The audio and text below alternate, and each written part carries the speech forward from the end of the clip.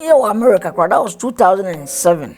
And a producer be free. And just said, yeah, oh, call you know, in the personal city, oh, trusting you. I just said, when you are, over to my energy, Tajamian Cowbet, me and Panaba, mean trying to see him. But meanwhile, I don't so not producers in the B. And as a chance here, yes, I did. Fine lady be, sir, Louisa Dinkra, Adam TJ be say, allegedly say, Agya Koo person in the dance, Anna. Okay. One according to a journal. What up, everybody? My name is usual Armstrong Poleeno Ade. So her main chain, me and my brother Penny Senior, and it's a main chain. Na ye be din komo. Maba Kumerica president she ye be din komo. Komo be brave, and ye be di. Senior and Pacha Mako. Me jo sure, bro. Senior and Pacha Apoma. Na me adu me ayi bone race no. Bone race. So bone race. Edding. Holding kwa, yeah. Ne time pai. Debe. Na sana edu futuru ma se ebe cho. Baby o namo. Baby a Senior Wayoosi and Ampacho me no ebe din komo. So subscribe. Na call Senior Wayoosi so channel wa ya na subscribe. Senior YouTube hu ho ache kakra. Now me project be just me stop kakra. Okay.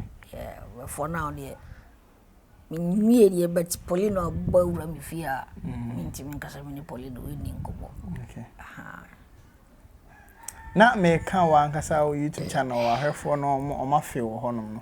O ma fe wo na me kan dey na me ye jazz na me nya time ma wo anti from now onwards there me video. Okay. Nti mo subscribe mun deji and mo subscribe and so mon ko ho Wayoosi TV. Yes. Yes, Wayoosi TV. E wo YouTube here na mo subscribe because enyo ma pa no ye dey ba. Sanity.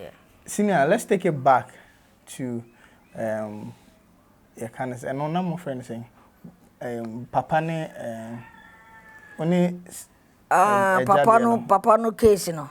Only Agya comedy na mu twitwa no. Yeah. Those movies no.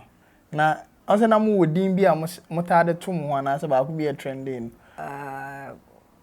Tipo so ten crying. Tipo ne ten crying. Yeah. Senior at that time no ye mu bebra ye hwe na yisade na yisa na to now no ene de ye wo hwe a ensan be na album. Talking of the comedy tricks no. On say me say ensedam mu serious. Okay. Senior adwuma no a dynamic in afako. Okay. And comedy so me ne uti edi nkomo ya bia watch e bo kra betimi afound ya comedy. Okay. Ogun so di bia nipa no tibia be comedy. Me mfa won ko akire. Ye papa onya na baby called Bob Santo. Okay. Ono an mpe ni nipadua na akura no. Comedy. Uhu ye na. Na osre. Iti also no mu free ho no no. Ana nyame di ye ba ho nti esesa. Face. Oh yes, esesa. Nti no. Ye koso no so ye kama. Ye ne ahwe bi ya yesre ye ne je ho kama. Okay. Because the entire senior na me bisa na say Nancy amiko posti video bi na throwback there. Yeah, movie producer ba ko Ola. Okay. One Agya enhuru so bi wo Peace FM anasa I think Hit FM. And amiko posti na comment na eba no.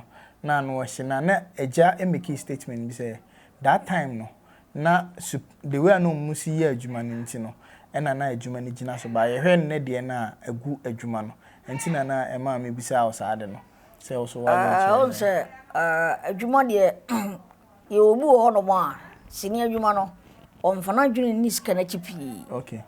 As a commitment no more because time na me ne Agya gina mu gidi pa na katwa no nya ahi bia. Okay.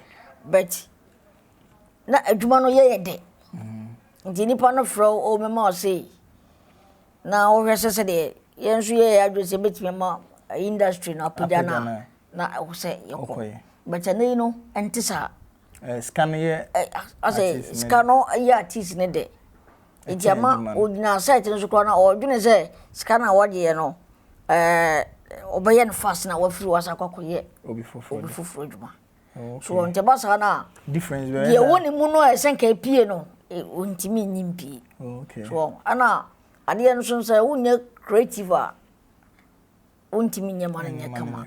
Yeah. Okay, Matiwasi bebre. Nti ebasa na olaso kan asem bi se na eja so ebeye superior sa no.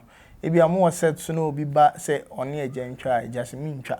Na nipa nti ebi pamu nipa no kofi ana bibisa o witness bibisa. Me ti bibisa.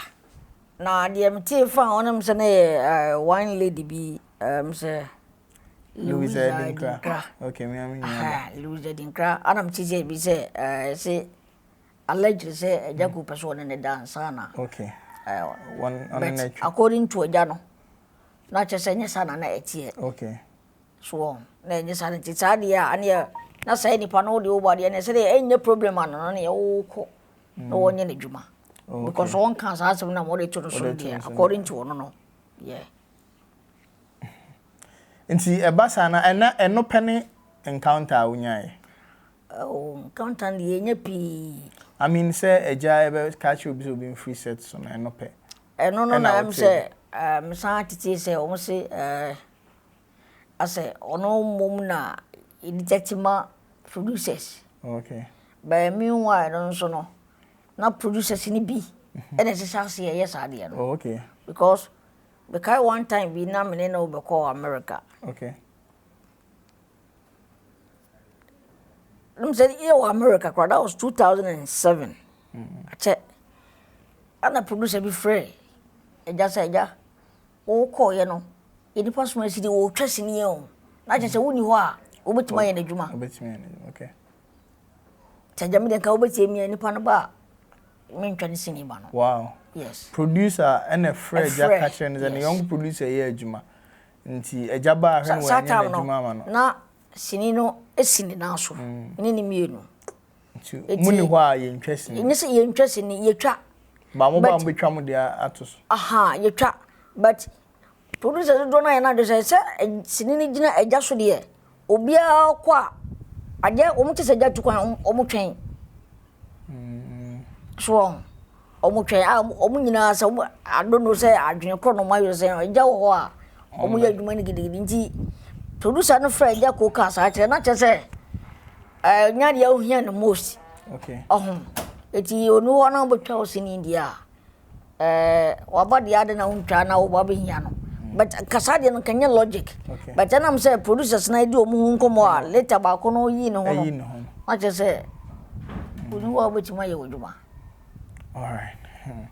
Nti ensem bi say na ebe dredia mo na ase sa na bi ese senior Wayoosi ni mu nti sa akofa Wayoosi fa ni twachem ene sa nyoma no yes light ni ho mintwa no unyi ni say eno so ka ho ne ma sini no in a way na esenke ye no light e wo ho a mintwa ni ade me kai say way back na bibia si me say wo esenka nani efra nti mse okọ hospital no doctors ka kire no say light ni too much unsusu emme light no because I had a light in that so no na han nani. Okay.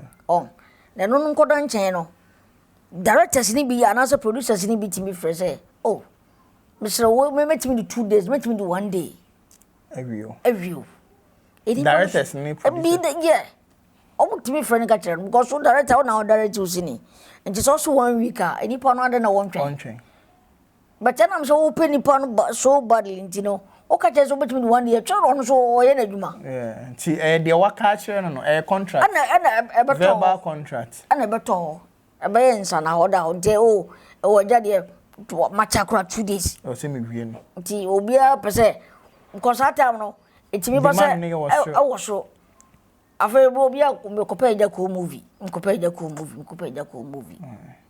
sabe wo ye nipa wo to a ta won so wuti be de ye di 1 day 2 days atwa no waje be skase ya adana wo nye okay nti na say fa ba bi no producers ni directors ni bi e ka ho na ma no producer ampempen so no okay because mo na mukura sini na dwuma no oye actor mo nhye ya mo be ma no obetimi ade so mo nyina wo so mo mfa no nya dwuma oye wan okay what you say dem mo krokro no a na mo say e pe kwan bia yi na se atwede na che say and I'm producers and directors in Ibisu. And a mass artiviano, a buy. Wow. Now, during that time, no, director and as a producer, be pan and I'm on any year, you feel.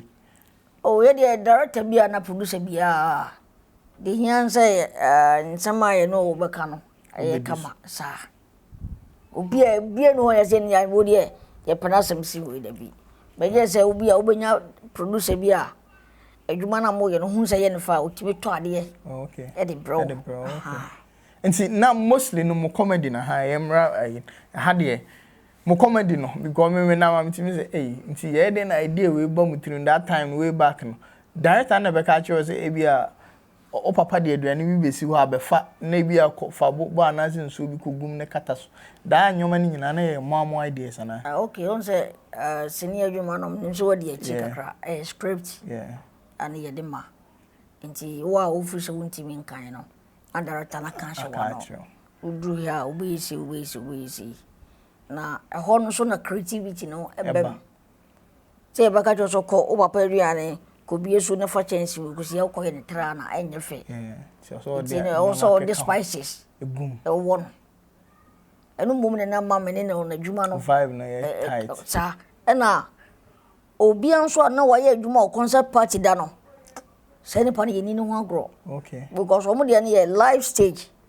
utia wati no cutting what as e bi say Agya Koo Mercy Edu acrobato beautiful okay true this agro for no mo ye adwuma on sere no we ye adwuma no kama enti Agya nso ye obi no o creative pa enti so no creative ba no so creative men fa ne tra se me so me creative edihia no se me so de ba ono so Edeba because during my time no na mutimi konka akiem popo any free system nyame na nye ya hoden oh nyame but na mo so mo nim dia nyame dia ye ma me ka say nyame say before say be ko say no me mpa ya me bo no say adwade ma de me meye no enye kama okay a to ho ani panyina ni sa mo ma adwuma me ko yo mo ma nim wo say de me ka bia no ma na nyi ni pasra ma nyi ni pofe okay nti na nyame tie me mpa ibo ana Agya no so me ni mpa ya obo na adwuma no so no say good okay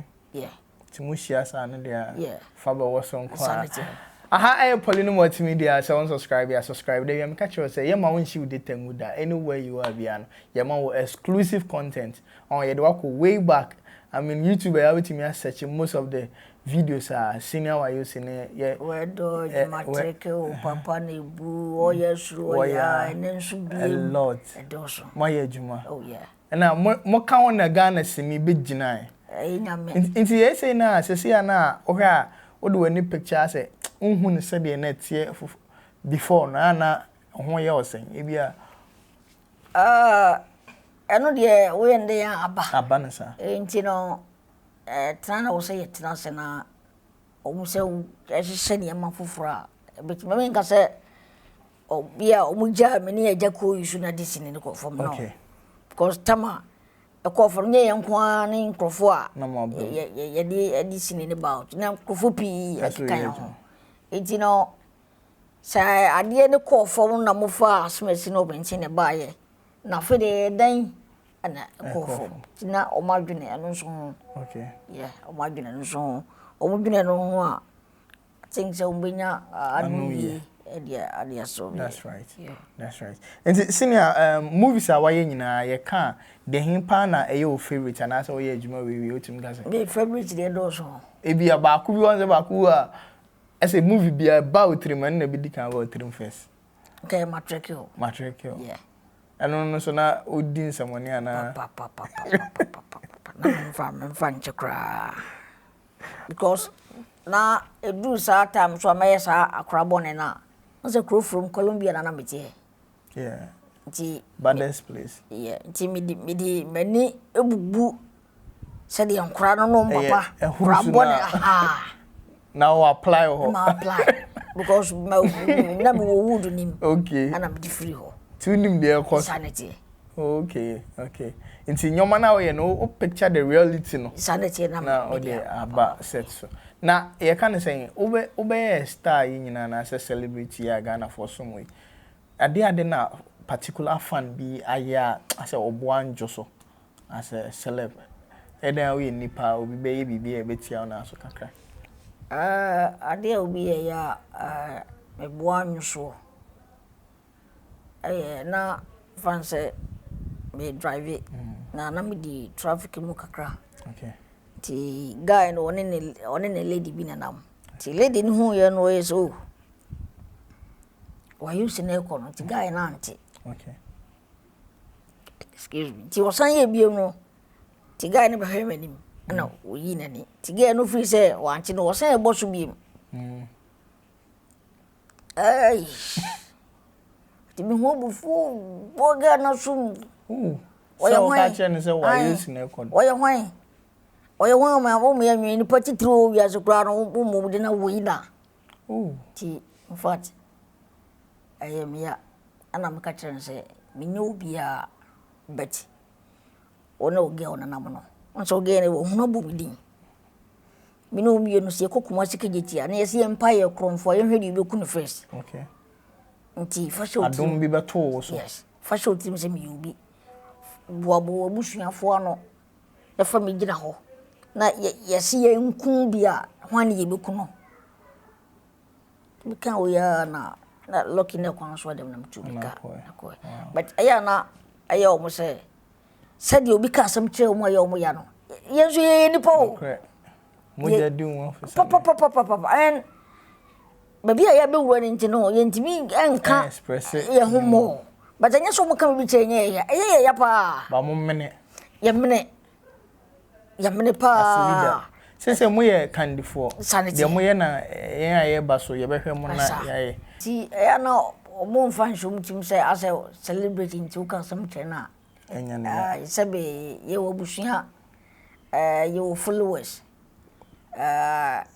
ye wadofo a omo nso omo follow nti ni pano so ko hu sa nso na haye yeah nti ye besre bibie ne na wo kasa celebrity bi ho na wo sebe wo di nyansa ato said ye can be true where by your sa na ni bano ka kire na ebe ya yeah that's nice piece of food to ya de mai aha egu so Poleeno Multimedia so na me ka kire on subscribe to the channel no so na be anytime we drop any video and you get it straight go Instagram Poleeno_com Instagram Poleeno_com no follow senior.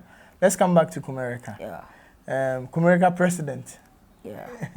Na senior Kumerica ye hu ne say vibe na say heat na mo de ba na say president wa ha ma ano ojo kakra ye di bronya we ano no amanfo ye adwuma no. Okay.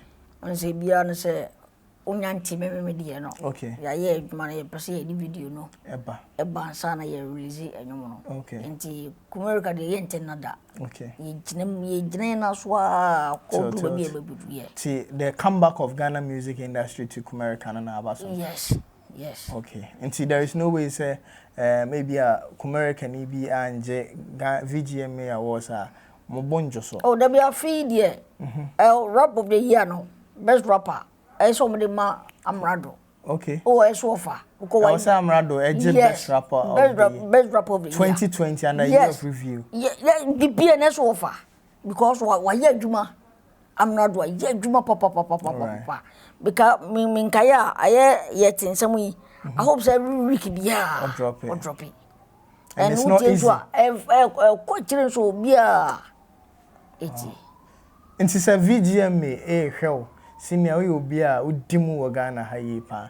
Na VGA hell na say oma VGMA am farm award na Amrado. Me disappoint you. I will be very disappointed if they don't give. Yes. Ebia cheche mo be mai se bia abato no mom na bia ankoso ama no but say can't best rapper na ipa dia o ya ma do bia na go bia. All right. Na say o se Ghana fo nyina so say nomni ne ba no ne din e ka ho dia votuman. Yeah. Nti say nomni ba list ne ba na ne din nim kra dia. Ye movie je me bia. Yeah, ye Kumerica no ye recognize ne bia. Wow. Yeah.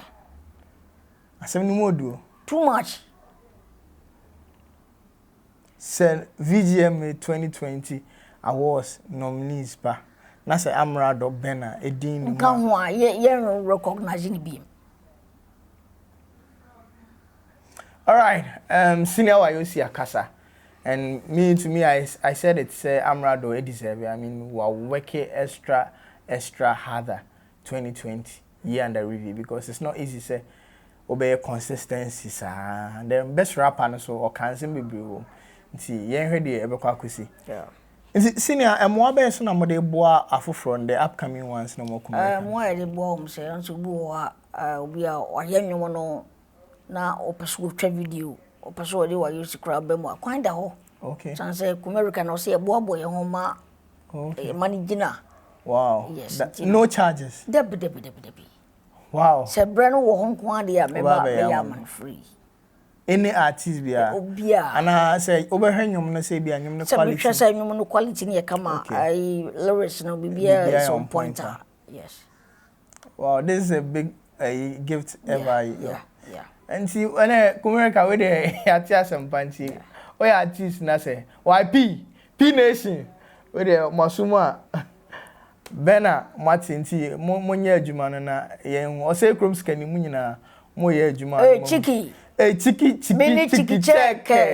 You say Chiki Africa. Chiki Africa. Yeah, Chiki Africa. There be some I think that say me a review be about America and then me catch you say one of the best ever talents. Me show video no yeah. Me forever and ever. Oh yeah, see Chiki so e wa ha say nti obi a we music video bia wo hia senior bia and the hand say ade no standard sanity.